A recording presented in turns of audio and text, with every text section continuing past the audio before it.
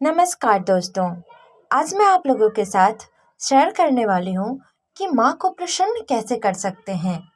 तो नवरात्रि का जो ये 9 दिन होता है, ये हमारे जीवन के वो अनमोल दिन होते हैं जिसमें हम माँ को बहुत ही आसानी से प्रसन्न कर सकते हैं।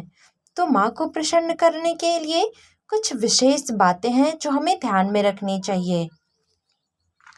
माँ को गुलाब बहुत पसंद है।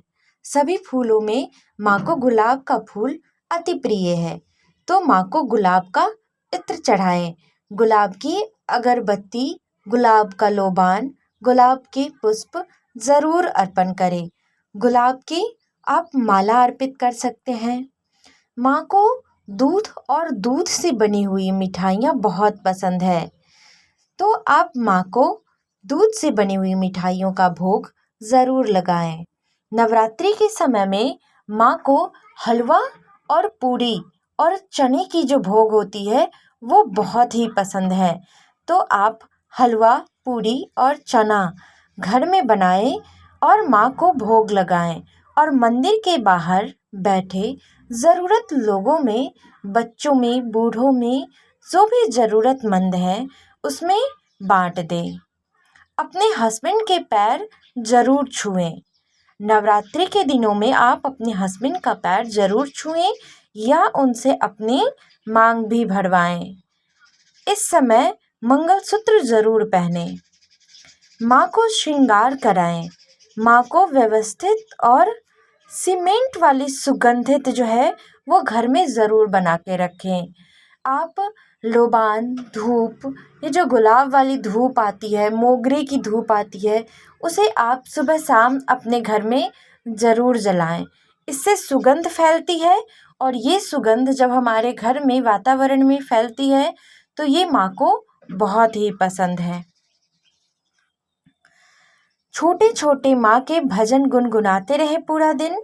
राम जी का नाम पूरी नवरात्रि में लेना बहुत ही ज़रूरी है। तो आप इस नवरात्रि अपना मैनिफेस्ट कीजिए और एक डायरी लीजिए। उन चीज़ों को अपनी डायरी में लिखिए और जय सिया राम, जय सिया राम, जय सिया राम, इस तरीके से आप राम जी का नाम जो है वो लेते रहिए नवरात्रि में, या उस डायरी में आप इस तरीके से लिखते जाइए। नवरात्रि में हमें ऐसा क्या नहीं करना चाहिए? बाल खोले के भक्ति नहीं करनी चाहिए। माँ की भक्ति हमेशा अच्छे, साफ, स्वच्छ कपड़े पहनकर करनी चाहिए। माँ के दुर्गा पुराण में आता है कि अशुद्ध अवस्था में ना करियो, अपने साथ अनर्थ न करियो। मतलब कि ये जो 5 दिन है उसमें मेरी भक्ति ना करना, अशुद्ध अवस्था में मत करना, लहसुन, प्याज, मांस, मदिरा, नॉनवेज खा के मत करना और बाल खोल के मत करना।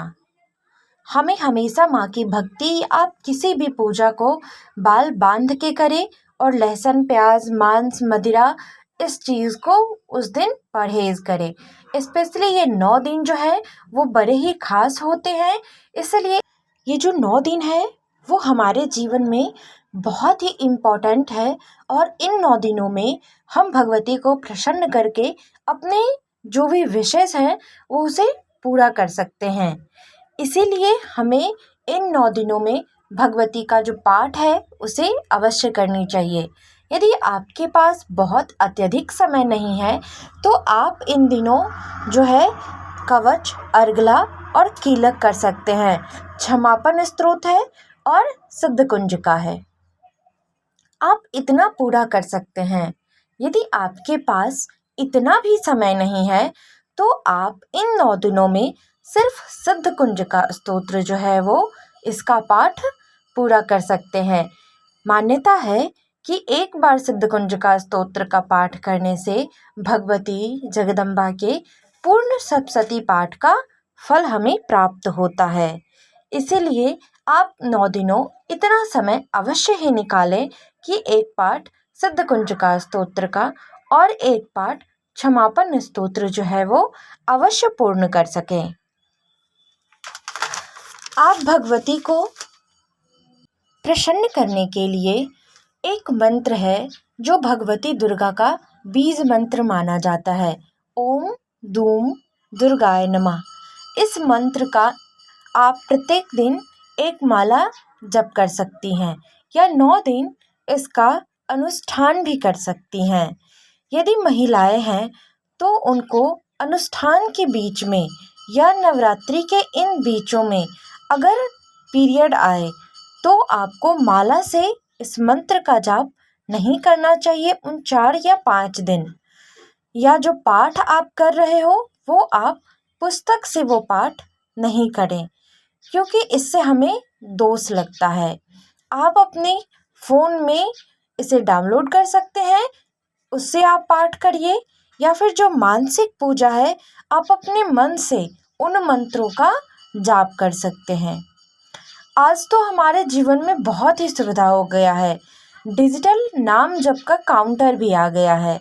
आप उससे भी भगवती का माला जो है वो मंत्र जाप कर सकते हैं, लेकिन हमें माला जो है वो स्वच्छ और शुद्ध अवस्था में ही करनी चाहिए, माला से और पुस्तक से। अशुद्धि की अवस्था में हमें माला और पुस्तक से कभी भी पाठ या मंत्र जाप नहीं करना चाहिए। एक विशेष पाठ और भी है जो बहुत ही आसान है।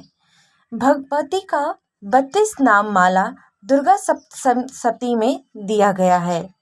आप पूरे नवरात्रे इसका अनुष्ठान कर सकते हैं।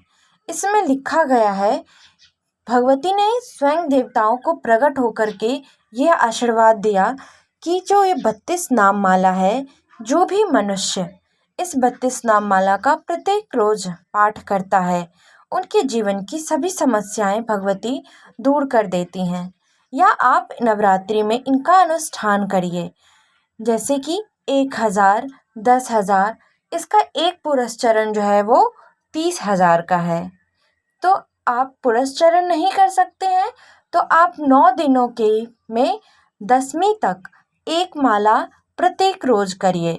ये लगभग 35 से 40 मिनट के बीच में हो जाता है। अगर आप ये शुरू कर रहे हैं तो आपको 1 से 1.5 घंटा लगेगा एक दिन में एक माला, लेकिन आप जब इसे धीरे धीरे अभ्यास करने लगेंगे तो ये आपको 35 से 40 मिनट के बीच में ही पूरा हो जाएगा। 1000 जो 32 नाम माला का पूर्ण कर लेता है, भगवती की कृपा उन पे ज़रूर होती है। उनके जीवन की जो भी समस्याएं हैं भगवती उसे दूर करने लगती हैं। तो आप भी इस नवरात्रि भगवती को अवश्य ही प्रसन्न करें और इन उपायों को ज़रूर करने की कोशिश करें। जय माता दी।